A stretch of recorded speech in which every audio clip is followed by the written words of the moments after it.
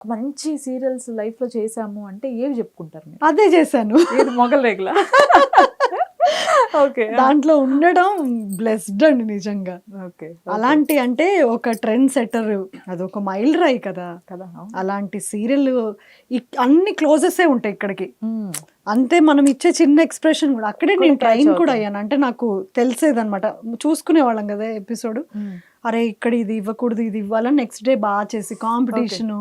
Okay. ఈ serial ఒప్పుకోకుండా ఉంటే బావుండు అనేదన్నా అనిపించిందా? జ్యోతియే.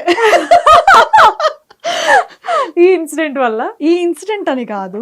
మొత్తం టీమ్ గూడా అలానే ఉన్నారు అని. అంటే దాంట్లో మంచి వాళ్ళు కూడా ఉన్నారు. ఇప్పటికి నాతో ట్రావెల్ అవుతున్న వాళ్ళు ఉన్నారు. ఓకే. ఆ బ్యాడ్ ఇన్సిడెంట్ జరగకుండా ఉండేది కదా నాకు. అవును. ఇంకోటేంటంటే జ్యోతి వచ్చినప్పుడు ఎంత బ్యాడ్ లక్ అంటే, మౌనరాగం సీరియల్ యాక్చువల్‌గా నేను చెయ్యాలి. అసలు ఎంత అడిగారంటే, ఎంత పిచ్చితనం అంటే, మౌనరాగం, జ్యోతి 2 సీరియల్స్ నాకు 1 అవర్ గ్యాప్‌లో వచ్చాయండి. హ్మ్. 1 అవర్ క్రితం ఫోన్ అదొచ్చింది.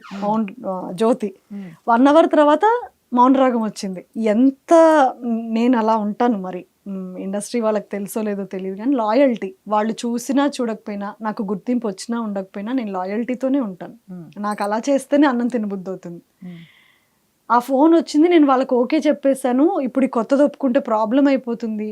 నేను చేయలేను అలాగా అని ఆ ఒక్క ఫోన్ కాల్ గురించి మౌనరాగం వదిలేసాను.